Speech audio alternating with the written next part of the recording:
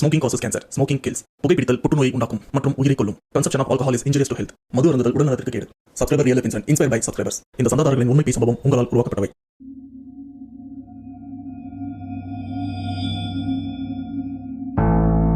Hi வணக்கம், welcome to our channel. Back to ரிவைன். Subscriber real life இன்சிடென்ட்ல இன்னைக்கு உங்களுக்காக ஒன்னு இல்ல 2 உண்மை சம்பவத்தோட வந்திருக்கேன். பட் இந்த 2 உண்மை சம்பவத்தை கண்டிப்பா ஆன்லைன் ஸ்டோரி அப்படின்னு எதுவுமே சொல்ல மாட்டேன். ஏன்னா ஆல்ரெடி தம்ப்நெயில்ல கிளியரா ஒரு விஷயத்த எக்ஸ்பிளைன் பண்ணியிருப்பேன். அதை பார்த்துட்டு தான் கண்டிப்பா நீங்க உள்ளே வந்திருப்பீங்க.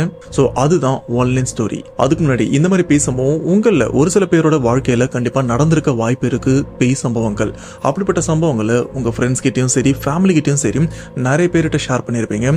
ஒரு சில பேர் நம்பியிருப்பாங்க, ஒரு சில பேர் உங்களை பார்த்து சிரிச்சிருப்பாங்க நம்பாம. பட் அப்படிப்பட்ட உண்மை சம்பவம் உண்மையிலே நீங்க ஃபீல் பண்ணியிருந்தீங்கன்னா கவலைப்படாதீங்க, அதை என்கிட்ட ஷேர் பண்ணுங்க. அதுவும் டிஸ்பிளேல தெரியுற இந்த வாட்ஸ்அப் நம்பர் மூலியமா உங்க லைஃப்ல நடந்த அந்த பேய் சம்பவத்தை ஒரு வாய்ஸ் நோட்டா எனக்கு கிளியரா எக்ஸ்பிளைன் பண்ணீங்கன்னா அது உண்மையிலே அந்த இன்சிடென்ட் ஹாரரா இருந்தனா கண்டிப்பா நம்ம சேனல்ல போஸ்ட் பண்றேன். ஸோ பேசாம வீடியோல போலாம். நீங்க நம்ம சேனல் புதுசுனா மறக்காம சேனல் சப்ஸ்கிரைப் பண்ணுங்க, பெல் பட்டன் கிளிக் பண்ணுங்க. இப்போ நம்ம வீடியோல போலாம்.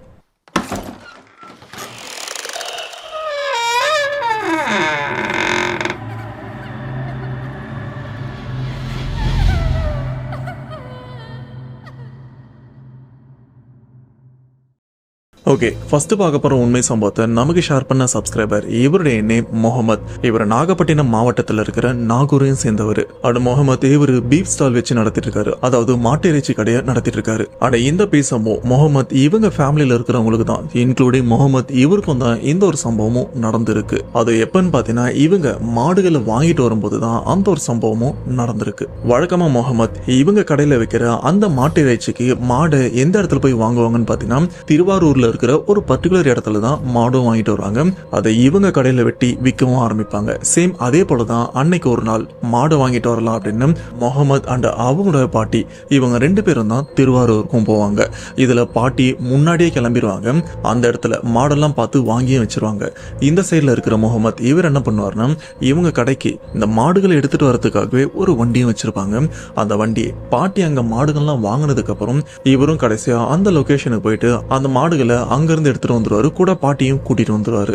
அன்னைக்கு அதே போலதான் பாட்டியும் போயிட்டாங்க. அந்த இடத்துல மாடுகளை வாங்க வேண்டிய வேலை எல்லாம் பாட்டி பார்த்துட்டு இருக்காங்க. இந்த சைட்ல முகமது இவரும் வேலையை முடிச்சுட்டு அன்னைக்கு அவங்க கடையில இருக்கிற அந்த வண்டி எடுத்துட்டு போலான்னு பாத்தீங்கன்னா வண்டியை ஸ்டார்ட் பண்றாரு. ஆனா வண்டி ஸ்டார்ட் ஆகல. என்னன்னு பார்த்தா வண்டி ரிப்பேர்ல இருக்கு. அந்த சைட்ல இருந்து பாட்டி கால் பண்ணிட்டு இருக்காங்க, இது போல வேலை எல்லாம் முடிஞ்சிருச்சு, சீக்கிரம் வாப்பா அப்படின்னு. பட் முகமது இவரும் பாட்டி வண்டி ரிப்பேர்ல இருக்கு, நான் எவ்வளவு சீக்கிரம் வர முடியுமோ ரெடி பண்ணிட்டு வந்துடுறேன் அப்படின்னு சொல்றாங்க. ஆனா இந்த இடத்துல வண்டி ரெடி ஆன மாதிரியே தெரியல. சரி, முகமது இவருக்கும் என்ன பண்றதுன்னு தெரியல, வண்டி கூட இல்ல, ஃபர்ஸ்ட் பாட்டி என்னன்னு பார்த்து கூப்பிட்டு வந்துடலாம் அப்படின்னு இவரும் திருவாரூருக்கும் போறாங்க. பட் போற அந்த நேரம் என்னன்னு பாத்தீங்கன்னா 1 மணில இருந்து 1:30 மணி இருக்கும், நைட் டைம். அந்த சைட்ல பாட்டி அவங்களுடைய எண்ணம் என்னன்னு பாத்தீங்கன்னா எப்படியா இருந்தாலும் பையன் வண்டி எடுத்துட்டு வந்துருவான், சோ இதனால ஒரே இடத்துல நிக்க வேண்டாம், இருட்டாயிருச்சு, இந்த மாடுகளை ஓட்டிட்டு அப்படியே பொறுமையா நடந்து போலாம் அப்படின்னு பாட்டி இவங்களும் வாங்கின அந்த மாடுகளை ஓட்டிட்டு அப்படியே பொறுமையா நடந்து வந்துட்டு இருக்காங்க. இவங்க ஊரை பார்த்தா மாதிரி. ஆனா இந்த சைட்ல முகமது இவரோட வண்டி தான் ரெடி ஆகல. அவரு அப்படி இப்படின்னு ஏதோ வண்டிலாம் பிடிச்சி அந்த இடத்துக்கும் போறாரு. போய் பார்த்தா பாட்டி எதிர்க்க மாடுகளோட நடந்து வந்துட்டு இருக்காங்க. இப்ப முகமது இவருக்கும் என்ன பண்றதுன்னு தெரியல, இந்த மாடுகளை எப்படி நம்ம ஏரியாக்கு எடுத்துட்டு போறது, வண்டி இல்லாம போக முடியாது. காலையில மாட்டெல்லாம் அறுத்து மாட்டு இறைச்சிக்கு நம்ம ரெடி பண்ணணும், என்ன பண்றதுன்னு தெரியல அப்படின்னு பாட்டியோட அப்படியே பேசிட்டு அந்த மாடுகளை ஓட்டிட்டு வந்துட்டு இருக்காரு. இதுக்கு நடுவுல இவங்க ஃப்ரெண்ட்ஸுக்கெல்லாம் கால் பண்ணி வண்டி எதனா அரேஞ்ச் பண்ண முடியுமா அப்படின்னு ட்ரை பண்ணியிருக்காரு. பட் அந்த பர்டிகுலர் சமயம் அவருக்கும் பெருசா ஹெல்ப் கிடைக்கல. ஏன்னா ஆப்போசிட்ல இருக்கிற எல்லாருமே தூங்கிட்டு இருக்காங்க போல இருக்கு. இப்படி இந்த சைட்ல முகமது அண்ட் அவங்க பாட்டி 2 பேருமே அந்த மாட்டை ஓட்டின மாதிரி நடந்து வந்துட்டு இருக்காங்க. அப்படி நடந்து வந்துட்டு இருக்கும் போது அந்த பாதையில பாத்தீங்கன்னா இவங்க ஓட்டிட்டு வர அந்த மாடுகளையும் தவிர வேற யாருமே கிடையாது. பின்னாடி திரும்பி பார்த்தாலும் ஆளுங்க, வண்டி எதுவுமே இல்லை. முன்னாடி பார்த்தாலும் எதுவுமே இல்லை. ஃபுல் அண்ட் ஃபுல் இருட்டான அந்த ரூட்ல இவங்களும் நடந்து வராங்க. கையில மொபைலோட வெளிச்சம் மட்டும்தான் இருந்துட்டு இருக்கு. இப்படி நடந்து போயிட்டு இருக்கும் போது பாத்தீங்கன்னா சடனா இவங்களுக்கு பின்னாடி ஏதோ சத்தம் கேட்கறத முகமது இவரும் நோட் பண்றாரு. இப்படி பின்னாடி ஏதோ நடந்து வர சத்தத்தை கேட்ட முகமது இவரும் பின்னாடி திரும்பி பாக்குறாரு. அப்படி திரும்பி பார்த்தா இவங்க நடந்து வர இடத்துல இருந்து கொஞ்சம் தூரம் தள்ளி சின்னதா குழந்தையோட கொஞ்சம் ஹைட்டா இருக்கிற ஒரு உருவம், சொல்ல போனா குழந்தையோட ஹைட்ல தான் இருந்துருக்கு. அப்படிப்பட்ட அந்த உருவம் அங்கிருந்து எகிரி குதிச்சு இவங்களை நோக்கி வரா மாதிரியா இருக்கு. முகமது இவரும் நல்லா டீப்பா பாக்குறாரு. அது ஒருவேளை பூனையா இருக்குமா, இல்ல நாயா இருக்குமா, இல்ல குரங்கா இருக்குமா, வேற எதனா விலங்கினமா இருக்குமா அப்படின்னு பார்த்தா அது பார்க்கறதுக்கு சின்ன குழந்தையோட உருவம் மாதிரி, அதாவது மனுஷனோட அந்த ஷேப்ல தான் இருக்கு. ஆனா அது எகிரி குதிச்சு இப்படி கிட்ட வரதை பார்த்து இவரும் லைட்டா பயப்படுறாரு. அந்த பாட்டி கிட்ட, பாட்டி பின்னாடி ஏதோ ஒன்று வருது, அது என்னன்னு பாருங்க அப்படின்னு சொல்லும்போது பாட்டி இவங்களும் பார்க்குறாங்க. பார்த்துட்டு பாட்டி உடனே திரும்பிட்டு அதெல்லாம் ஒன்றும் இல்லை நடந்து வா அப்படின்னு சொல்லி அடுத்து முகமது இவரை பின்னாடி திரும்ப விடாத மாதிரி அங்கேருந்து 2 பேருமே நடந்து போயிட்டு இருக்காங்க கொஞ்சம் வேகமா. இப்படி இவங்க நடந்துட்டு இருக்கும்போது கூட இவங்க பின்னாடி அந்த உருவம் எகிரி குதிச்சு இவங்க பின்னாடி தான் வந்துட்டு இருக்கு. ஆனால் இவங்க கிட்ட வந்ததா அப்படின்னு கேட்டீங்கன்னா கிட்டலாம் வரல. ஆல்மோஸ்ட் இவங்களை ஃபாலோ பண்ணிட்டு வர அந்த ஒரு விஷயத்த 2 பேராலுமே ரொம்பவே கிளியரா உணர முடியுது. இது மட்டும் இல்லாம இவங்க கூட்டிட்டு போற மாடுகளும் கொஞ்சம் மிரளவும் ஆரம்பிக்குது. ஏன்னா பொதுவா இந்த அனிமல்ஸ் விலங்கினங்களுக்கு இந்த ஆபத்தை முன்கூட்டியே உணரக்கூடிய சக்தி இருக்கு. அதனால அங்க இருக்கிற மாடுகளும் கொஞ்சம் மிரளவும் ஆரம்பிக்குது. இதனாலே இவங்க 2 பேரும் அந்த மாடுகளை கொஞ்சம் கண்ட்ரோல் பண்ண முடியாம கொஞ்சம் கஷ்டப்பட்டு தான் நடந்தும் போயிட்டு இருக்காங்க. இருந்தாலும் பின்னாடி அந்த ஒரு ஃபாலோ பண்ணிட்டு தான் இருக்கு. இப்படியே பாட்டி அண்ட் முகமது இவங்க 2 பேருமே கொஞ்சம் வேகத்தோட இந்த இடத்த கடந்து போயிட்டும் இருக்காங்க. நடக்கிறாங்க மணி கணக்கில் நடக்கிறாங்க. 1 மணிக்கு 1:30 மணிக்கு அங்கிருந்து பாட்டி கிளம்புனாங்கல்ல, அண்டு விடிய காலையில 5 மணி போல பார்த்தீங்கன்னா இவங்க ஊர்கிட்டே வந்துட்டாங்க. அண்டு 5 மணி போல அக்கம் பக்கத்துல இவங்க நடந்து போற இடத்துல இந்த பைக்கு 1-2 ஆளுங்க போறத பார்த்து இவங்களுக்கும் கொஞ்சம் பயம் குறையுது. ஏன்னா ஆட்கள் நடமாட்டுற இடத்துல நம்ம வந்துட்டோம் அப்படின்னு. இப்படி ஒரு பெரும் பயத்தோட பாட்டி முகமது அண்ட் அவங்க வாங்கிட்டு வந்த மாடு எப்படியோ சேஃபா வீட்டுக்கு வந்துட்டாங்க. அப்படியே அந்த விடியற வேலையில கொஞ்சம் கூட தூங்கல. அந்த மாட்டு இறைச்சிக்காக அந்த மாட்டையும் ரெடி பண்றாங்க. இப்படி வேலைலாம் போயிட்டு இருக்கு. ஆனா அன்னையில இருந்து பிரச்சனை ஆரம்பிக்குது. இதுல முகமது இவருக்கு தம்பி இருக்காங்க, தங்கச்சி இருக்காங்க, பாட்டி அப்பா அண்ட் அம்மா எங்க இருக்காங்கன்னு பாத்தீங்கன்னா அவங்க ஃபாரின்ல வேலை செஞ்சுட்டு இருக்காங்க. தமிழ்நாட்டுல இவங்க மட்டும் தான் இருந்துட்டு இருக்காங்க. ஆனா சகஜமா இவங்க கடையை பார்த்துட்டு இருக்கும் போது சடனா இதுக்கு முன்னாடி முகமது இவரோட தம்பி ரொம்பவே நார்மலா ஒரு சின்ன பையன் எப்படி இருப்பாரோ அந்த மாதிரிதான் இருந்துட்டு இருப்பாரு. பட் இந்த சம்பவத்துக்கு அப்புறம் பார்த்தீங்கன்னா முகமதோட தம்பி அவரோட நடவடிக்கையில கொஞ்சம் மாற்றம் இருக்கிறத முகமது இவர் தான் ஃபர்ஸ்ட் நோட் பண்ண ஆரம்பிக்கிறாரு. அது என்ன விசித்திரமான விஷயம் அப்படின்னு கேட்டீங்கன்னா முகமது இவரோட தம்பி நைட் டைம்ல தனியா எந்திரிச்சு உட்காந்து பேசுறதா இருக்கட்டும், அண்ட் நைட் டைம்ல இங்க அங்கன்னு உலாவறதா இருக்கட்டும். இது மட்டும் இல்லாம நைட்டு இங்கிருந்து எந்திரிச்சு வீட்டு வாசல்ல போயிட்டு எதையோ உத்து பார்த்துட்டு இருக்கிற மாதிரி அப்படியே தன்னிலைய மறந்து அப்படியே நின்றுட்டு இருக்காரு. என்னப்பா இதெல்லாம் ஒரு பிரச்சனையா அப்படின்னு கேட்டீங்கன்னா இது ஒரு பெரிய பிரச்சனை இல்ல, சொல்ல போனா இது ஒரு ஆரம்ப கட்டம் தான். ஆனா இதுக்கப்புறம் ஒரு விஷயம் நடக்குது. அது என்னன்னு பாத்தீங்கன்னா முகமதோட தம்பி அவங்க ரூம்குள்ளேயே வீட்டுக்குள்ளேயே பார்த்தீங்கன்னா தற்கொலை பண்ணிக்கிறதுக்கான ஒரு சில முயற்சிகளையும் பண்ண ஆரம்பிக்கிறாரு. இந்த ஒரு விஷயத்த வீட்டில் இருக்கிற அண்ணனா இருக்கட்டும் மற்றவங்களா இருக்கட்டும் பார்த்து ஒரு தடவையும் அவரையும் காப்பாத்திட்டு இருக்காங்க. அப்போ வரைக்கும் அவங்களுக்கு தெரியல தம்பிக்கு இந்த அமானுஷ ரீதியா ஏதோ பிரச்சனை இருக்கு அப்படின்னு. இந்த ஒரு விஷயம் 1 நாள் 2 நாள் இல்லை, கிட்டத்தட்ட 1 வாரம் வரைக்கும் கண்டினியூ ஆயிருக்கு. நைட்டு விசித்திரமா நடத்துக்கிறது. அந்த 1 வாரம் ஃபுல்லா தற்கொலை முயற்சி நிறையவே நடந்திருக்கு. ஒரு லெவலுக்கு அப்புறம் தான் வீட்டில் இருக்கிறவங்களே கொஞ்சம் யோசிக்கிறாங்க, இது இவங்கிட்ட இருக்கிற பிரச்சனை இல்ல, ஏதோ ஒரு பிரச்சனை தான் இவனை ஆட்டி படைச்சிட்டு இருக்கு, இது என்னன்னு பார்க்கணும் அப்படின்னு வீட்டில் இருக்கிற அண்ணன் அப்பா பாட்டி எல்லாருமே தம்பி இவரை அவங்க ஊர்ல இருக்கிற நாகூர் தர்காக்கும் கூட்டு போறாங்க. அவங்க கூட்டு போனதுக்கு அப்புறம் அங்க பாய் இது என்னன்னு பாக்குறாரு. பார்த்ததுக்கு அப்புறம் அதை மந்திரிக்கிற மாதிரி இந்த துவாலாம் சொல்லி அவரை மந்திரிச்சு வீட்டுக்கும் அனுப்புறாங்க. இதுக்கப்புறம் எந்த பிரச்சனையுமே இருக்காது அப்படின்னு. இதுக்கப்புறம் தம்பியை கூட்டிட்டு வீட்டுக்கு வந்துடுறாங்க. அன்னைக்கு எந்த பிரச்சனையுமே இல்லை. அதுக்கப்புறம் தம்பி இவரும் சகஜமான அவரோட வாழ்க்கையும் வாழ்ந்துட்டு இருக்காரு. ஆனா இந்த ஒரு விஷயம் 1 வாரம் மட்டும்தான் நிலைச்சது. அதுக்கப்புறம் நிலைக்கலன்னு கூட சொல்லலாம். அந்த 1 வாரம் முடிஞ்சதுக்கு அப்புறம் பாத்தீங்கன்னா வீட்டுல பிரச்சனைலாம் ஓஞ்சிருச்சு, இதுக்கப்புறம் எந்த பிரச்சனையுமே இருக்காது அப்படின்னு நிம்மதியா தூங்கிட்டு இருக்காங்க. அப்படி தூங்கிட்டு இருக்கிற அந்த ஒரு சமயம் நைட்டு பாத்தீங்கன்னா அதுவும் நடுராத்திரியும் இவங்க வீட்டுக்குள்ள விசித்திரமான ஒரு சத்தமும் கேக்குது. அந்த சத்தத்தை இவங்களால விவரிக்க முடியல அப்படின்னு சொல்லியிருக்காங்க. ஆனா இந்த ஒரு சத்தம் முகமது இவருக்கு மட்டும்தான் கேட்டிருக்கு அப்படின்னு பாத்தீங்கன்னா அதுதான் இல்ல, வீட்டுல இருக்கிற எல்லாருக்குமே இந்த ஒரு சத்தமும் கேட்டிருக்கு. அந்த வீட்டுல இருக்கிற எல்லாருமே எந்திரிச்சு வந்து என்ன சத்தம் இது, எங்க இருந்து வருது அப்படின்னு இவங்க வீடு ஃபுல்லா அலசி ஆரம்பிச்சிட்டாங்க. ஆனா ஆனா அந்த சத்தம் எங்க இருந்து வருது அப்படின்னு இவங்களுக்கு சுத்தமா ஐடியா இல்லை. வீட்டை விட்டு வெளியிலயும் போய் பார்க்கறாங்க. வீட்டை விட்டு வெளியில அந்த சத்தம் வரல. வீட்டுக்குள்ள மட்டும்தான் அந்த அமானுஷ்யமான சத்தம் வந்துட்டு இருக்கு. சரிப்பா, அந்த சத்தத்தை விவரிக்க முடியல அப்படின்னு சொல்றாங்கல்ல, பட் அது என்ன சத்தம்? அது ஒரு ஆணுடைய சத்தமா இல்ல பெண்ணுடைய சத்தமா இல்ல மிருகமா? ஏதாச்சும் ஒரு ஐடியா இருக்கும்ல அப்படின்னு கேட்டீங்கன்னா அது ஒரு பெண்ணுடைய சத்தம். இதுக்கப்புறம் எல்லாரும் வழக்கம் போல தூங்கலாம் அப்படின்னு அன்னைக்கு படுத்துட்டும் இருக்காங்க. பட் படுத்த கொஞ்ச நேரத்திலே பார்த்தீங்கன்னா இவங்க வீட்டு மாடியில இருந்து பெண் அலற சத்தமும் கேட்க ஆரம்பிக்குது. அதுவும் அந்த அலறல் சத்தம் பயங்கரமாவும் இருக்கு. இந்த சத்தத்தை கேட்ட வீட்டுல இருக்கிற எல்லாருமே எந்திரிக்கிறாங்க. இப்ப இவங்களுக்கு கிளியரா தெரியுது இது ஒரு பெண்ணுடைய அலறல் சத்தம் அப்படின்னு. உடனே எல்லாருமே இவங்க வீட்டோட மாடிக்கும் போறாங்க. அப்போ இவங்க பார்த்த விஷயத்த, குறிப்பா முகமது அவங்க பாட்டி இவங்க பார்த்த விஷயத்த இவங்களால இப்ப வரைக்கும் மறக்க முடியல. ஏன்னா அன்னைக்கு மாடு வாங்கிட்டு வரும்போது இவங்களை பின்னாடி சின்னதா ஒரு உருவம் ஃபாலோ பண்ணிட்டு வந்தது பாத்தீங்களா, அந்த உருவம் தான் இப்ப இவங்க வீட்டு மாடியிலையும் சேம் அதே மாதிரி அங்க இங்கன்னு துள்ளி குதிச்சிட்டும் இருக்கு. ஒரு லெவலுக்கு அப்புறம் இவங்க முன்னாடி நின்று இவங்களையே முறைச்சு பார்த்துட்டும் இருக்கு.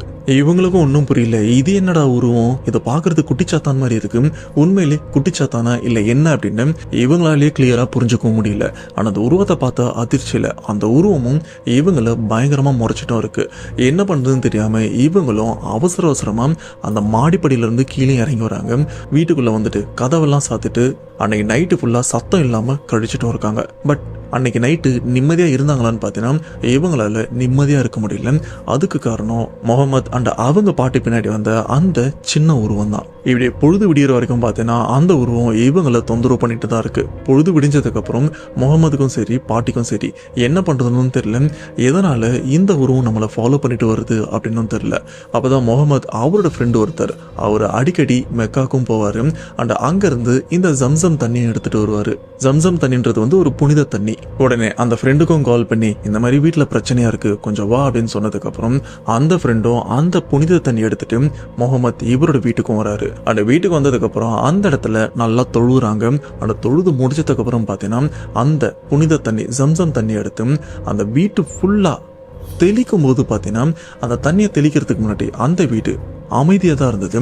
ஆனா வீட்டுக்குள்ள அந்த புனித தண்ணியை தெளிக்கும் போது பாத்தீங்கன்னா அந்த வீட்டுக்குள்ள இருந்து பெண்ணுடைய அழுகுரல் சத்தம் பயங்கரமா, அதுவும் அது அழுகுரலா இல்ல கதறல் சத்தமான்னு தெரியல, இது ரெண்டுமே கலந்த மாதிரி தான் அந்த வீட்டுக்குள்ளேயும் காதை கிழிக்கிற அளவுக்கு கேட்கவும் ஆரம்பிக்குது. அதாவது ஒரு பேய் மேல புனித தண்ணி பட்டுதுன்னா அந்த பேய்ங்க எப்படி கத்தும் அந்த மாதிரி தான் இந்த இடத்துல ஒரு மாதிரி வலியோட கத்துற மாதிரி சத்தமும் கேட்க ஆரம்பிக்குது.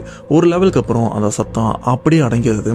இதுக்கப்புறம் ஓகே பிரச்சனைலாம் அடங்கிருச்சு அப்படின்னு எல்லாருமே அன்னைக்கு நிம்மதியாக தான் இருந்திருக்காங்க. பட் அடுத்தடுத்த நாள் தான் இவங்களுக்கும் தெரியுது டேய் இன்னும் பிரச்சனை முடியலடா அப்படின்ற மாதிரி. ஏன்னா அடுத்தடுத்த நாள் நைட்டு பார்த்தீங்கன்னா முகமதோட தம்பி தூங்கிட்டு இருக்காரு. அந்த தம்பி தூங்கிட்டு இருக்கும்போது முகமது இவரும் வந்து தம்பியோட பேரை சொல்லி கூப்பிடவும் ஆரம்பிக்கிறாரு. இந்த ஒரு குரல் இந்த சத்தத்தை கேட்டதுக்கு அப்புறம் முகமதோட தம்பி அவரும் என்ன பண்றாருன்னா அண்ணன் எதுக்கு இந்த நேரத்துல கூப்பிடுறான் அப்படின்னு இவரும் எந்திரிச்சு வந்து பாக்குறாரு. எந்திரிச்சு வந்து பார்த்தா அந்த இடத்துல முகமது இருக்க மாட்டாரு. ஏன்னா அதுக்கு பதிலாக அவரு வழக்கம் போல எப்படி தூங்கிட்டு இருப்பாரோ அந்த மாதிரி தான் தூங்கிட்டு வந்திருப்பாரு. இதை பார்த்த முகமதோட தம்பிக்கு என்ன இவன் கூப்பிட்டான் இப்ப தூங்கிட்டு இருக்கான் அப்படின்னு அவரும் விசித்திரமா பார்க்க. பட் அதுக்கு அடுத்த நாள் தான் முகமதோட தம்பி முகமது கிட்ட கேட்கும்போது அண்ணன் இவரும் டேய் நைட்டு நான் எப்படா உன்னை கூப்பிட்டேன், அப்படி நான் உன்னை கூப்பிட்றதா இருந்தா உன்னை தட்டி உன் பக்கத்துல உட்காந்து என்ன விஷயம்னு சொல்லியிருப்பேன். இப்படி கூப்பிட்டு சைலண்டா நான் தூங்க மாட்டேன், அதுவும் வீட்டுல இந்த மாதிரி பிரச்சனை நடக்கும்போது இந்த மாதிரி விஷயம்லாம் நான் பண்ண மாட்டேன் அப்படின்னு அண்ணன் சொன்னதுக்கு அப்புறம் தம்பி இவரும் கொஞ்சம் யோசிக்கிறாரு. அதே சமயம் பாத்தீங்கன்னா சரி நான் உன்னை கூப்பிட்டேன்னு சொன்னியே நைட்டு நீ எதுக்குறா என்ன கூப்பிட்ட அப்படின்னு இப்ப அண்ணன் தம்பி கிட்ட கேட்கும்போது எது நான் உன்னை கூப்பிட்டேன் அப்படின்னு தம்பி ஒரு மாதிரி மறந்து பாக்குறாரு. அப்புறம் தான் இவங்களுக்கே தெரியுது அண்ணனோட குரல்ல தம்பி இவரையும் தம்பியோட குரல்ல அண்ணன் அவரையும் வந்து மாறி மாறி அங்க இருக்கிற அந்த ஆன்மா தான் கூப்பிட்டுருக்கு அப்படின்னு. அண்ட் இந்த விஷயம் ஒரு நாள் 2 நாள் இல்லை, கிட்டத்தட்ட 1 வருஷமா இந்த ஒரு விஷயமும் நடந்துட்டு இருக்கு. நைட் டைம்ல இவங்களுக்கு தெரிஞ்சவங்க குரல் மூலியமா அவங்கள சுத்திட்டு இருக்கிற அந்த குட்டி உருவம் வீட்டுல இருக்கிற எல்லாருமே தொந்தரவு பண்ணவும் ஆரம்பிக்குது. குறிப்பா அண்ணன் தம்பியும் இவங்க 2 பேரு தான் டார்கெட்டே பண்ணிருக்கு. ஆனா அந்த 1 வருஷம் முடிஞ்சதுக்கு அப்புறம் பாத்தீங்கன்னா அந்த குட்டி உருவம் டார்கெட்டா வச்சிருக்கிற தம்பி இவரை முகமதோட தம்பியை வந்து பொசாஸும் பண்ணியிருக்கு. இப்படி பொசாஸ் பண்ணதுக்கு அப்புறம் இதுக்கு மேல இப்படியே விட்டா தம்பியை நாம இழக்க நேரிடும் அப்படின்றதுனால முகமது அண்ட் அவங்க வீட்டில் இருக்கிறவங்க என்ன பண்றாங்கன்னா மறுபடியும் நாகூர் தர்காவுக்கும் போறாங்க. அண்ட் அங்க இருக்கிற ஹஸ்ரத் கிட்ட நடந்த விஷயத்த சொல்றாங்க. ஆல்ரெடி இதே பிரச்சனை தான் நாங்க வந்தோம், ஆனா அப்ப நீங்க சரி பண்ணீங்க, ஆனா அது ஒரு வாரம் கூட தாங்கல. இப்போ கடந்த ஒரு வருஷமா எங்க குடும்பம் படாத பாடுபட்டு இருக்கு. ஸோ இந்த ஒரு விஷயத்துல இருந்து எங்க குடும்பத்தை டோட்டலா காப்பாத்துங்க அப்படின்னு சொன்னதுக்கு அப்புறம் ஹஸ்ரத் அவரும் இதுக்குண்டான சொல்யூஷன் என்ன அப்படின்னு பார்க்கவும் ஆரம்பிக்கிறாரு. அது என்னன்னு பாத்தீங்கன்னா முகமது இவங்க ஃபேமிலி மாட்டிறைச்சி கடை தானே வச்சிருக்காங்க. ஸோ எந்நேரமும் இவங்க உடம்புல கண்டிப்பா அந்த மாட்டுடைய ரத்த வாடை ஓரளவுக்கு வரத்துக்கு என்னதான் கசாப்பு கடையில இருக்கிறவங்க நல்லா குளிச்சாலும் அவங்க உடம்புல அந்த ஒரு ஸ்மெல் கண்டிப்பா லைட்டா வரதுக்கு வாய்ப்பு இருக்கு. இதன் மூலியமா இந்த கெட்டதுகள் அந்த ரத்த வாடைக்கு இவங்க பின்னாடி வர்றது சகஜம்தான் அப்படின்ற ஒரு விஷயமும் தெரிய வருது. இது கூடவே பாத்தீங்கன்னா இவங்க ஆள் நடமாட்டமே இல்லாத அந்த பாதையில தனியா இவங்க 2 பேரும் மட்டும் மாட்டிறைச்சிக்காகவே அந்த மாடுகளை ஓட்டிட்டு வந்திருக்காங்க. ஸோ இந்த ஒரு விஷயத்தினால்தான் அந்த இடத்துல சுத்திட்டு இருக்கிற ஏதோ ஒரு கெட்டது, அது குட்டிச்சாத்தானா கூட இருக்கலாம், அப்படிப்பட்டதுதான் இவங்க பின்னாடியே வந்திருக்கு. அது வந்ததுக்கு காரணம் அந்த ரத்த வாடையா கூட இருக்கலாம். ஆனா இப்படியே இவங்களை ஃபாலோ பண்ணிட்டு வந்ததுக்கு அப்புறம் இந்த வீட்டுல யாரு வீக்கா இருக்காங்களோ பலவீனமா இருக்காங்களோ அவங்கள பொசஸ் பண்ணலாம் அப்படின்னு இந்த வீட்டோடவே இருந்திருக்கு. என்னதான் இங்க இருக்கிற குட்டிச்சாத்தான ஓட்டுறதுக்கு ட்ரை பண்ணாலும் அது இந்த இடத்த விட்டு டெம்பரரியா தான் போகுது, பழையபடி இவங்க கிட்டே வந்துருது. அதே மாதிரிதான் இத்தனை நாளா அப்படி போற மாதிரி போயிட்டு கடைசியா இவங்க கூட வந்து இதுலயும் இந்த தம்பியை டார்கெட் பண்ணி அவரை பொசஸ் பண்ணிருக்கு.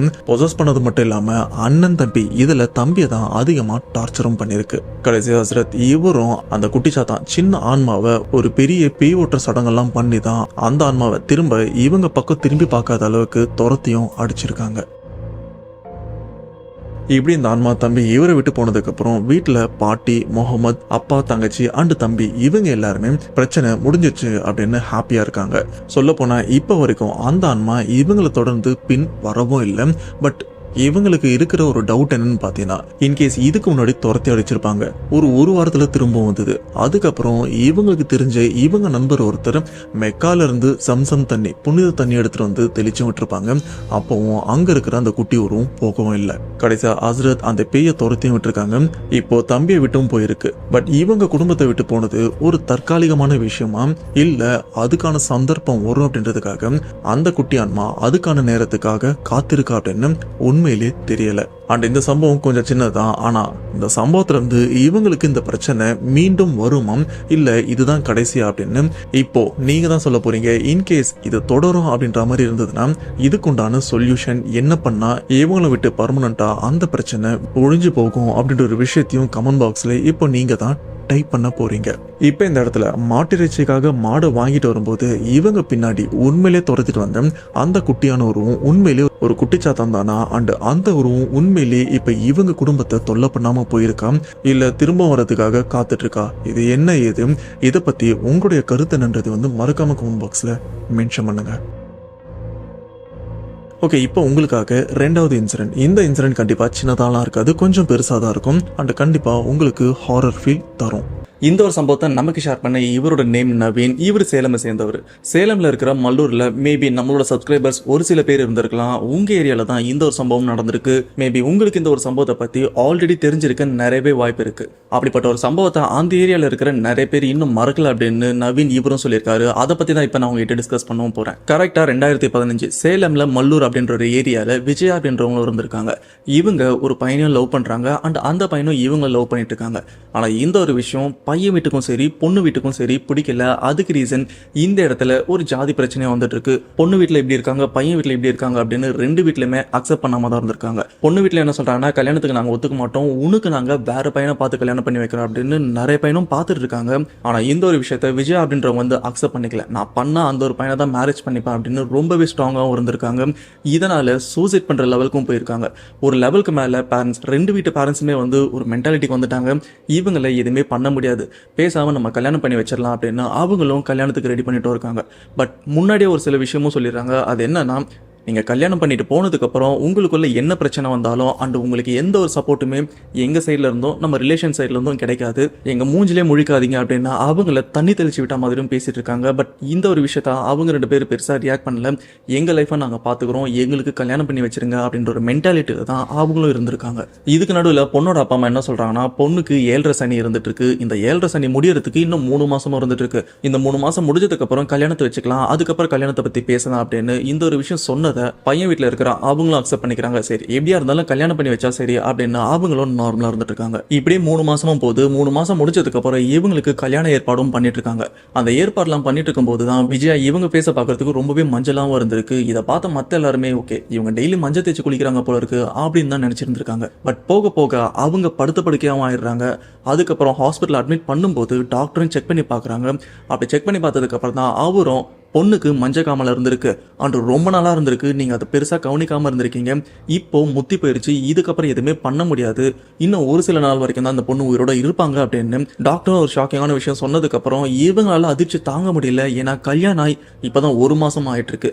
அந்த பையன் வீட்டுல இவங்க என்ன பண்றாங்கன்னா, பொண்ணு நிறைய இடத்துலயும் கூட்டு போறாங்க, கூட்டு போன எல்லா இடத்துலயுமே முத்தி போயிருச்சு, இதுக்கப்புறம் காப்பாற்ற முடியாது அப்படின்னு சொல்றாங்க. ஃபைனலா எந்த ஒரு ட்ரீட்மெண்ட்டுமே இல்லாம விஜயா இவங்களும் இறந்தும் போறாங்க. இவங்க இறக்கிறதுக்கு முன்னாடி நார்மலா இருந்திருப்பாங்க. அப்ப இவங்களோட வெயிட் வந்து ரொம்பவே நல்லா இருந்திருக்கும், கொஞ்சம் குண்டாவும் இருந்திருக்காங்க. ஆனா இவங்க இறக்கும் போது இவங்க ரொம்பவே ஒல்லியாவும் இருக்காங்க. அந்த அளவுக்கு இவங்க பாடி இந்த மஞ்சள் காமாலையால ரொம்பவே டேமேஜ் ஆயிருக்கு, இறந்தும் போயிட்டாங்க. இதுக்கப்புறம் இறந்து போன அவங்க பாடி இந்த ஏரியால இருந்து 5 கிலோமீட்டர் தள்ளி இருக்கிற அந்த ஒரு சுடுகாட்டில் அடக்கமும் பண்றாங்க.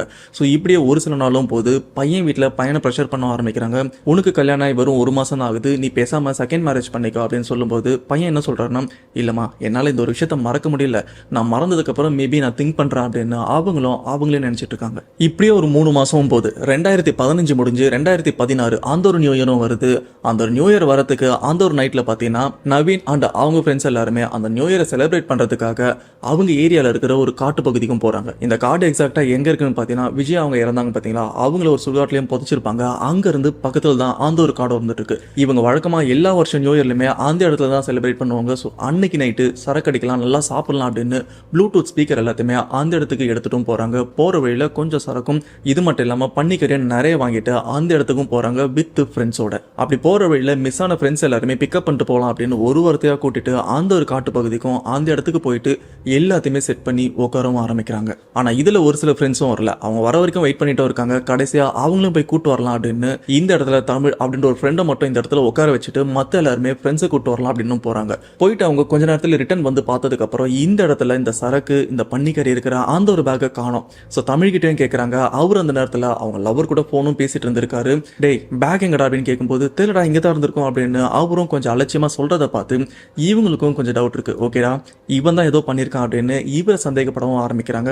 அண்ட் அவரும் கிளியரா சொல்லிடுறாரு, மச்சான் நான் அதெல்லாம் பண்ணல, நான் ஃபோன் பேசிட்டு இருந்தேன் அப்படின்னு அவரும் சொல்றாரு. சரி அந்த இடத்துல சர்ச் பண்ணி பார்த்துட்டு இருக்கும்போது ஒரு தென்னை மரத்துக்கு அடியில் தான் வச்சாங்க. ஆனா அந்த தென்னை மரத்துக்கு அடியில் இல்ல, கொஞ்சம் தூரம் தள்ளி இருக்கிற இன்னொரு மரத்துக்கு இல்ல அந்த ஒரு பேக் இருக்கிறதையும் பாக்குறாங்க. டேய் பேக் இங்க இருக்கு போய் எடுக்கலாம் அப்படின்னு அந்த ஒரு பேக்கையும் எடுக்கிறாங்க. எடுத்து ஓபன் பண்ணி பார்த்தா உள்ள இவங்க வாங்கி வச்ச அந்த பாட்டிலாம் இருந்துட்டு இருக்கு. ஆனா அந்த பன்னிக்கறியை மட்டும் காணோம். உடனே இவங்களுக்கு தமிழ் இவர் மேலதான் டவுட்டும் அதிகமாகுது. ஓகேடா இவன் தான் ஏதாச்சும் பண்ணியிருப்பான், இவன் தான் சாப்பிட்ருப்பான் அப்படின்னு அவரோட கையை மோந்து பாக்குறாங்க. அண்ட் ஊத சொல்றாங்க. இவர் மேல அந்த ஒரு ஸ்மெல் வருதா அப்படின்னு செக் பண்ணி பார்க்கும்போது அவர் மேல அந்த பன்னிக்கறியோட ஸ்மெல் ஒரு துளி கூட வரல. அப்பதான் இவங்களுக்கு தெரியுது ஓகே உண்மையிலே இவன் பண்ணல அப்படின்னு யோசிக்கிறாங்க. அப்ப இவன் பண்ணலன்னா வேற யாரு பண்ணிருப்பா, ஒருவேளை இங்க இருக்கிற ஏதாச்சும் மிருகம் பண்ணிருந்தா கூட அதுக்கு வாய்ப்பே இல்லை. ஏன்னா அந்த பன்னிக்கறியோட பார்சல் உள்ள அப்படியே தான் இருந்துட்டு இருக்கு. அந்த பார்சல்ல ஒரு வாழை இலையும் இருக்கு. அந்த இலையில வச்சுதான் அதை பார்சல் பண்ணி கொடுத்துருப்பாங்க. அந்த இலை உள்ளே தான் இருக்கு. அதை ஓபன் பண்ணி பார்த்தா நல்லா கழுவி கிளீன் பண்ணி வச்ச மாதிரி பளபளன்னு இருந்துட்டு இருக்கு. இந்த மாதிரி விஷயத்த மிருகம்லாம் பண்றதுக்கு வாய்ப்பே இல்லை. அண்ட் இவன் மேலேயும் ஸ்மெல் வரல. அப்படின்னா இந்த ஒரு விஷயத்த யார் பண்ணிருப்பா அப்படின்னு இவங்க எல்லாருமே ரொம்பவே ஷாக் ஆகவும் ஆரம்பிக்கிறாங்க. இது எல்லாமே நடுராத்திரி ஒரு 11:30 மணில இருந்து 12 மணி இந்த ஒரு டைம்ல நடந்துட்டு இருக்கு. இதுல இன்னொரு முக்கியமான விஷயம் பார்த்தீங்கன்னா, இவங்க ஆல்மோஸ்ட் 1 கிலோ பன்னிக்கறி வாங்கிட்டு வந்துருந்தாங்க. இந்த ஒரு விஷயத்த அதாவது இவ்வளவு பன்னிக்கறியை சாப்பிட்றதுக்கு கொஞ்சம் டைமா எடுக்கும். இவங்க போயிட்டு ஃப்ரெண்ட்ஸை கூட்டு வரதுக்கு வெறும் 10ல இருந்து ஒரு 15 நிமிஷம் மேக்ஸிமம் அவ்வளவுதான் ஆயிருக்கும். இவ்வளவு சீக்கிரத்துல இந்த 1 கிலோ பன்னிக்கறியை இவனால சாப்பிட முடியாது, அந்த அளவுக்கு இவன் இது வரைக்கும் சாப்பிட்டதும் கிடையாது அப்படின்னு இவர் மேல சந்தேகப்படுறதையும் குறைச்சிக்கிறாங்க. சரி ஏதோ நடந்து போச்சு, நம்ம வேலையை பார்க்கலாம் அப்படின்னு இவங்க வாங்கிட்டு வந்த அந்த ஒரு பாட்டில அந்த இடத்துல குடிக்கவும் ஆரம்பிக்கிறாங்க. இப்படியே லேட் நைட்டும் ஆயிருது. ஸோ குடிச்சதுக்கு அப்புறம் வீட்டுக்கு போக வேண்டாம், பேசாம நம்ம கேசவன் வீட்டுக்கு போயிடலாம், அவங்க வீட்டு மாடியில இன்னைக்கு ஸ்டே பண்ணலாம் அப்படின்னு அவரோட ஃப்ரெண்டான கேசவன் அவங்க வீட்டுக்கும் போக ஆரம்பிக்கிறாங்க. அவங்க வீட்டுக்கு மாடியில அன்னைக்கு நைட்டை ஸ்டே பண்ணவும் ஆரம்பிக்கிறாங்க. அப்படி நைட்டு தூங்கிட்டு இருக்கும்போது பார்த்தீங்கன்னா இவங்க வீட்டுக்கு பேக் சைடில் கேசவன் இவர் வீட்டு பேக் சைடில் பார்த்தீங்கன்னா வீடுன்னு எதுவுமே கிடையாது, காலியான இடம், கொஞ்சம் காடு மாதிரி தான் இருந்துட்டு இருக்கும். நல்லா தூங்கிட்டு இருக்கும்போது அங்கேருந்து ஒரு அரசங்களை யாரோ தூக்கி அடித்த மாதிரி இருந்திருக்கு. அதாவது இவங்க காலு கீழே வந்து விழுந்தும் இருக்கு. இவங்களும் எந்திரிச்சு பார்க்குறாங்க, ஆனால் அந்த சுற்று வட்டாரத்தில் யாருமே இல்லை. அப்படி இருக்கும்போது இந்த ஒரு விஷயத்த யார் பண்ணியிருப்பா அப்படின்னு இவங்களுக்கு இன்னமும் சந்தேகம் வருது. சரி சைலண்டாக தூங்கலாம் அப்படின்னு தூங்க ட்ரை பண்ணும்போது அடுத்த 30 செகண்டில் பார்த்தீங்கன்னா இவங்க தலைக்கு மேலே கொஞ்சம் பக்கத்தில் பார்த்தீங்கன்னா ஒரு பீர் பாட்டிலை யாரோ தூக்கி அடிச்சிருக்காங்க. அந்த பீர் பாட்டில் இவங்க தலைக்கு கொஞ்சம் பக்கத்தில் விழுந்து உடஞ்சும் இருக்கு. இதில் அந்த செங்கலும் சரி அந்த பீர் பாட்டிலும் சரி இவங்க மேலே படலை, ஆனால் இவங்க மேலே பட வர மாதிரி பக்கத்தில் தான் விழுந்திருக்கு. உடனே இவங்களும் எந்திரிச்சு அந்த பில்டிங்கை சுற்றி பார்க்குறாங்க. இந்த சைடில் மட்டும்தான் வீடு இருக்கு, ஆனால் அந்த பாட்டில் கல் வந்த இடம் வந்து அந்த காடு மாதிரி இருக்கிற இடம். அங்கே பார்க்கும்போது ஆளுங்கன்னு யாருமே இல்லை. உடனே அந்த வீட்டோட ஃப்ரெண்டு கேசவன் அவருக்கும் மச்சான் இது போல் நடக்குது அப்படின்னு சொல்லும்போது அவரு தூக்கத்தில் டே அதெல்லாம் ஒன்றும் இல்லை தூங்குடா அப்படின்னு அவரும் பெருசாக ரியாக்ட் பண்ணாமல் தூங்கிட்டு இருக்காரு. பட் அப்படி படுத்துட்டு இருக்கும் போதும் அகைன் செங்கலை தூக்கி யாரோ அடிச்சிருக்காங்க. அகைன் செக் பண்ணி பார்க்கும்போது ஓகே இந்த இடத்துல தப்பாக ஏதோ நடக்கிற மாதிரி ஃபீல் ஆகுது, நம்ம இங்கே இருக்க வேண்டாம், யாருமே எழுப்ப வேண்டாம் அப்படின்னு நவீன் அவரோட ஃப்ரெண்டு இங்கேருந்து கிளம்பிடுறாங்க. இப்படியே வீட்டுக்கு போயிடலாம் அப்படின்னு ஸ்டெப்ஸ்ல இருந்து கீழே இறங்குறாங்க. அண்ட் அந்த வீட்டில இருந்து வெளியில வரும்போது பார்த்தீங்கன்னா கேட்டுக்கு முன்னாடி கொஞ்சம் சைடில் ஒரு பாத்ரூம் இருந்துட்டு இருக்கு. அந்த பாத்ரூம் கிட்ட இருந்து பார்த்தீங்கன்னா தேங்காய் ஓடு, அதாவது கொட்டாங்குச்சி, அது பாதி தான் இருந்துட்டு இருக்கு. அந்த கொட்டாங்குச்சி வந்து நம்ம உருட்டி விட்டோம்னா அது டைரக்டா போகாது, அதோட ஷேப்புக்கு ஏற்ற மாதிரி ஒரு சர்க்கிள் மாதிரி தான் சுத்திட்டு இருக்கும். ஆனால் அந்த இடத்துல அந்த கொட்டாங்குச்சி யாரும் உருட்டி விடுறாங்க பாதி. அப்படி உருட்டி விடும்போது பார்த்தீங்கன்னா அந்த பாத்ரூம்ல இருந்து இந்த கேட்டு வரைக்கும் எந்தவித டைரக்ஷனுமே மாறாம ஒரே ஆங்கிள் போயிட்டு அங்க நிக்குது. இதை பார்த்ததுக்கு ஓகே இந்த இடத்துல சம்திங் ஏதோ இருக்குடா அப்படின்னு இவங்களும் ஃபீல் பண்ணதுக்கு அப்புறம் இந்த வீட்டை விட்டு வெளியிலயும் வராங்க. பக்கத்துல ஒரு கோவிலும் இருக்கு. அந்த கோவிலில் போயிட்டு அன்னைக்கு நைட்டு தூங்க ஆரம்பிக்கிறாங்க. இப்படி நெக்ஸ்ட் டே வருது. நெக்ஸ்ட் டே வந்ததுக்கு அப்புறம் நவீன் அவங்க அம்மா கிட்ட நைட்டு நடந்த எல்லா விஷயத்தையுமே சொல்ல ஆரம்பிக்கிறாங்க. பன்னிக்கரியில இருந்து அந்த கொட்டாங்குச்சி வரைக்கும் சொன்னதுக்கு அப்புறம் அவங்களும் ஒரு வேலை ஏதாச்சும் நடமாட்டம் இருக்கும்டா, எதுக்கும் நாம குறி சொல்றவங்க கிட்ட போய் கேட்டு வரலாம் அப்படின்னு அவங்க அம்மாவும் சொல்ல இவருக்கும் அதுதான் சரி அப்படின்னு படுது. இதுக்கப்புறம் செக் பண்ணியும் பாக்குறாங்க. செக் பண்ணி பார்த்ததுக்கு அப்புறம் பெருசா எதுவுமே சொல்லல, நார்மலா மந்திரிச்சா மாதிரி தான் ஒரு சில விஷயமும் பண்றாங்க. அப்படியே இவரு லைஃபும் போயிட்டு இருக்கு. அண்ட் அந்த டைம்ல பாத்தீங்கன்னா மல்லூர்ல ஒரு ஆக்சிடென்ட்டும் நடக்குது, ஒரு பஸ் ஆக்சிடென்ட். அந்த ஒரு பஸ்ல பாத்தீங்கன்னா நவீனோட தம்பியும் இருந்திருக்காரு. ஆனா அந்த பஸ்ஸை டிரைவ் பண்ண டிரைவரும் போலீஸ் கிட்ட ஒரு விஷயமும் சொல்லியிருப்பாரு, இந்த ஒரு ஆக்சிடென்ட் என்னால நடக்கல சார், பஸ் என்னோட கண்ட்ரோல் இல்ல, என்னோட கையை யாரோ கட்டிப்பட்ட மாதிரி இருந்தது, அந்த பஸ்ஸோட ஹேண்டில் பாரை வேற யாரோ கண்ட்ரோல் பண்ண மாதிரி இருந்தது, அதனால தான் இந்த ஒரு ஆக்சிடென்ட் நடந்தது அப்படின்னு இந்த ஒரு விஷயத்த அந்த பஸ் டிரைவர் போலீஸ் கிட்ட சொல்லியிருக்காரு. ஆனா அந்த பஸ் ஆக்சிடென்ட் ஆனதுக்கு ரீசன் மேபி அவங்களா தான் இருக்குமா அப்படின்னு இவருக்கு நவீன் இவருக்கும் ஒரு டவுட் இருந்திருக்கு. ஆனா அந்த டைம்ல இதை பத்தி பெருசா யார்கிட்டயுமே சொல்லாம இருந்திருக்காரு. அந்த ஒரு பஸ் ஆக்சிடென்ட்ல 3 பேர் ஸ்பாட்லயே இறந்தும் போயிருக்காங்க. இது மட்டும் இல்லாம இவரோட அண்ணனுக்கும் ஒரு சம்பவம் நடந்திருக்கு. அன்னைக்கு அவரு படத்துக்கு போயிட்டு வரலாம் அப்படின்னு தனியா நைட் ஷோ படத்துக்கும் போயிட்டு ரிட்டர்ன் நடந்து தான் வீட்டுக்கும் வந்துட்டு இருக்காரு. அப்படி ரிட்டர்ன் வந்துட்டு இருக்கும்போது பாத்தீங்கன்னா ஒரு பர்டிகுலர் இடத்தை கிராஸ் பண்ணும்போது இவரோட தங்கச்சி வாய்ஸ்ல வந்து அண்ணன் அப்படின்னு யாரோ கூப்பிட்ட மாதிரி இருந்திருக்கு. ஆனா திரும்பி பார்க்கும்போது அந்த இடத்துல யாருமே இல்ல. இது என்னடா நம்ம தங்கச்சி குரல் யாரோ கூப்பிடுற மாதிரி இருக்கு அப்படின்னு இவருக்கும் தோணி இருக்கு. சரி வீட்டுக்கு போயிடலாம் அப்படின்னு இவரும் போயிட்டே இருக்க போற வழியில பாத்ரூமும் வருது. ஓரமா பாத்ரூம் போறாரு. அப்படி போயிட்டு இருக்கும்போது பாத்தீங்கன்னா கொஞ்சம் நிமிந்து பாக்குறாரு. அதாவது எக்ஸாக்ட் ஒரு பாத்ரூம் போயிட்டு இருக்கிற அந்த இடத்துல இருந்து குனிஞ்சா மாதிரி இருந்து அப்படியே நிமிந்து பாக்குறாரு. அப்போ இவருக்கு ஃப்ரண்ட்லயே பாத்தீங்கன்னா கொஞ்சம் தள்ளி ஒரு 3 அடி தள்ளி பாத்தீங்கன்னா ஒரு உருவம் இருக்கிறதையும் இவர் பாக்குறாரு. அந்த உருவம் ஆடவும் இல்லை அசையவும் இல்லை. ஆனால் அது உயிரோட இருக்கிற ஒரு பர்சன் இல்லை, அது ஒரு பெண்ணோட உருவம் அப்படின்னு மென்ஷன் பண்ணியிருக்காங்க. ஓகே இதுக்கப்புறம் இங்கே இருக்கக்கூடாது அப்படின்னு இங்கேருந்து வீட்டுக்கு ஓடவும் ஆரம்பிக்கிறாரு. ஃபைனலாக வீட்டுக்கு வந்ததுக்கப்புறம் வீட்டு வாசலில் இவங்களோட அம்மா அப்பாலாம் உட்காந்துருக்காங்க. சரி வீட்டுக்குள்ளே போயிடலாம் அப்படின்னு எல்லாருமே வீட்டுக்குள்ளேயும் போகிறாங்க. வீட்டுக்குள்ளே போனதுக்கப்புறமும் இவருக்கு ஒரு டவுட் இருக்குது, ஒருவேளை அந்த ஒரு ஆன்மா நம்ம துரத்திட்டு வருதோ அப்படின்னு இவங்க ரூமில் இருக்கிற ஜன்னலை ஓப்பன் பண்ணி பார்க்குறாங்க. ஓப்பன் பண்ணி பார்த்தா இவங்க வீட்டு திண்ணையில் அந்த உருவம் உட்காந்துட்டு இருந்திருக்கு. இதை பார்த்து இவங்க ரொம்பவே ஷாக் ஆயிருக்காங்க. இந்த உருவத்தை பார்த்த பயத்தில் இவரும் ஜன்னலை க்ளோஸ் பண்ணிடலாம் அப்படின்னு வெளியில கையை விட்டு ஜன்னலையும் க்ளோஸ் பண்றாரு. அப்படி ஜன்னலை க்ளோஸ் பண்ணும்போது இவரோட ரூம்ல இருந்து இவரோட காலை யாரோ பிடிச்சி இழுத்துருக்காங்க. இழுத்து கீழே தள்ளி விட்டுருக்காங்க. இந்த தள்ளின ஃபீல்ல இவரும் அலற ஆரம்பிச்சிருக்காரு, கத்திருக்காரு. கத்தினதுக்கு அப்புறம் இவங்க அம்மா அப்பா அந்த அக்கம் பக்கத்துல இருக்கிற ஒரு சில பேர்லாம் வந்து கேட்கும்போது தான் இவரும் நடந்த விஷயத்த சொல்றாரு. இப்ப வீட்டுல இருக்கிற நவீன் அவங்க அப்பா அம்மா இவங்க என்ன பிளான் பண்றாங்கன்னா, ஓகே இவன் எதையோ பார்த்து பயந்துருக்கான், அதுதான் ஃபாலோ பண்ணி வந்திருக்கு போல இருக்கு, நம்ம காலையில தர்காவுக்கு போலாம் அப்படின்னு அவங்களையும் அன்னைக்கு நிம்மதியா தூங்கவும் சொல்றாங்க. பட் அவரும் தூங்க ட்ரை பண்ணிட்டு இருக்காரு, ஒழுங்கா தூங்க முடியல. இதுக்கப்புறம் இவங்க தர்காவுக்கு போறதுக்கு முன்னாடி இன்னும் ஒரு சில விஷயமும் நடக்குது. அது என்னன்னா விஜயா அவங்கள லவ் பண்ண அந்த ஒரு மாப்பிள்ள அவங்க இழந்த சோகத்துல இவரும் அங்க இங்க சுத்திட்டு இருக்காரு. அண்ட் அவங்களை அடக்கம் பண்ண இடத்துல போயிட்டு அடிக்கடி இருந்து அழுதுட்டும் வருவாரு. அன்னைக்கு ஒரு நாள் இதெல்லாம் பண்ணிட்டு வீட்டுக்கு வந்துட்டு இருக்கும்போது பாத்தீங்கன்னா ஒரு கிணத்து கிட்ட அவரோட TVS 50 வண்டி இருக்கிறத பார்த்து எல்லாருமே என்ன இந்த வண்டி கிணத்துக்கிட்ட விழுந்திருக்கு அப்படின்னு அந்த கிணத்தை சுத்தி தேடவும் ஆரம்பிச்சிருக்காங்க. ஒருவேளை கிணத்துல விழுந்துட்டாரோ அப்படின்னு பயந்து நிறைய பேர் கிணத்துல இறங்கி தேடவும் ஆரம்பிச்சிருக்காங்க. ஃபைனலா பாத்தீங்கன்னா அந்த கிணத்துல ஒரு பம்பு இருந்திருக்கு. அந்த பம்போட பைப் லைன். அந்த பைப் லைன்ல பாத்தீங்கன்னா இவரோட கால் போய் மாட்டியிருக்கு. அன்னைக்கு நைட் இவர் சைட்ல வந்திருக்காரு போல இருக்கு. என்னாச்சுன்னு தெரியல, வண்டி ஆக்சிடென்ட் ஆச்சா இல்ல கொலாப்ஸ் ஆச்சா என்னன்னு தெரியல. அந்த வண்டியில இருந்து மிஸ் ஆகி அந்த கிணத்துலயும் விழுந்திருக்காரு. விழுந்தவர் கரெக்டா அந்த பைப் லைன் அதுல போய் கால் நல்லா மாட்டிருக்கு, எடுக்கவும் முடியல. இன்கேஸ் கால் எடுத்திருந்தாருன்னா மேபி தப்பிச்சிருக்கிறதுக்கு ஓரளவுக்கு வாய்ப்பு இருக்கு. ஆனா அந்த இடத்துல அந்த தண்ணியில முக்கி இறந்தும் போயிட்டாரு. ஆனா இதுக்கப்புறம் தான் இந்த பிரச்சனை எல்லாத்துக்குமே முக்கிய புள்ளி யாரு அப்படின்னு இவங்க எல்லாருக்குமே தெரிய வருது. ஆக்சுவலா இது எல்லாத்துக்குமே காரணம் அந்த இறந்து போன பொண்ணோட ஆன்மா தான். ஆனா அந்த பொண்ணோட ஆன்மா இப்படி பண்றதுக்கு ஒரு ரீசன் யாரா இருந்திருக்காங்கன்னா அது வேற யாருமே இல்ல, இறந்து போன இந்த பொண்ணு விஜயா அவங்களோட சொந்த அண்ணன் தான் இதுக்கு காரணமா இருந்திருக்காரு.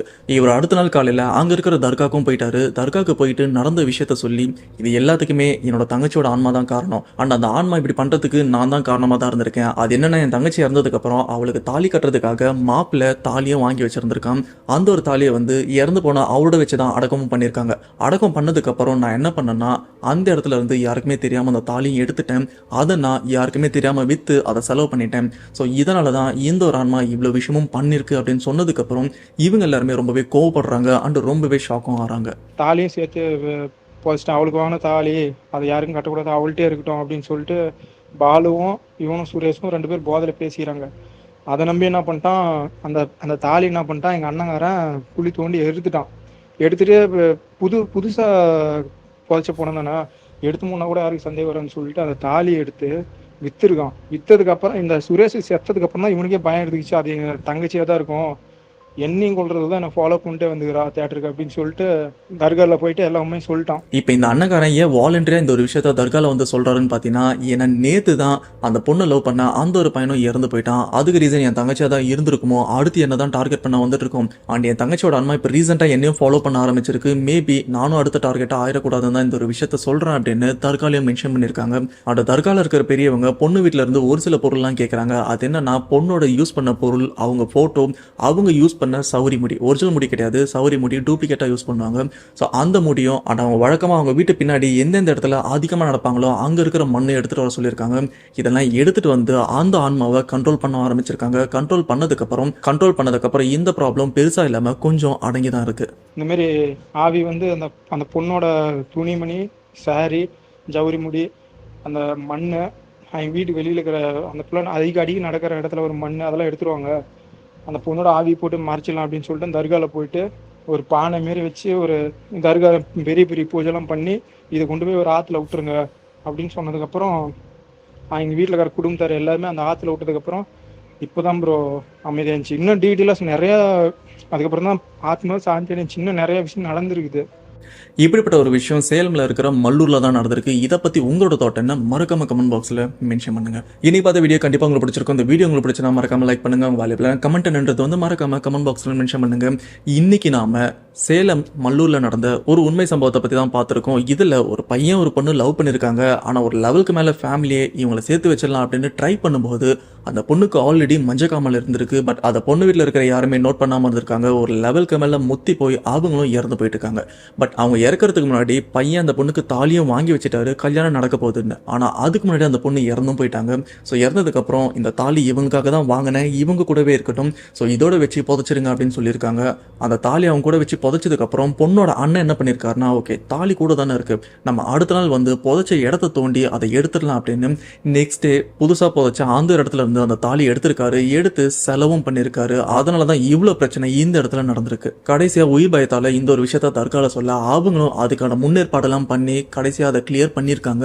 இந்த ஒரு விஷயம் 2015 சேலம்ல இருக்கிற மல்லூர்ல தான் நடந்திருக்கு. ஸோ இதை பத்தி உங்களோட தாட் என்ன? இப்போ இந்த பிரச்சனை அந்த ஊர்ல இருந்துட்டு இருக்கா இல்ல கம்ப்ளீட்டா சால்வ் ஆயிச்சா என்னன்றது மறக்காம கமெண்ட் பாக்ஸ்ல மென்ஷன் பண்ணுங்க. அவ்வளவுதான் மக்களே, இன்னைக்கு உங்களுக்காக 1 இல்ல 2 இன்சிடென்ட் சொல்லியிருப்பேன். அண்ட் இந்த 2 இன்சிடென்ட் கேட்கும்போது உங்களோட தாட் என்ன கண்டிப்பா ஃபுல்லா கேட்டிருப்பீங்க. இதோட கருத்து என்னன்றது வந்து மறக்காம கமெண்ட் பாக்ஸ்ல மென்ஷன் பண்ணுங்க. ஸோ நெக்ஸ்ட் இன்ட்ரெஸ்டிங்கான வீடியோல கண்டிப்பா வந்து மீட் பண்றேன். அதுவரை உங்களிடமிருந்து விடைபெறுவது உங்கள் நான். பாய்.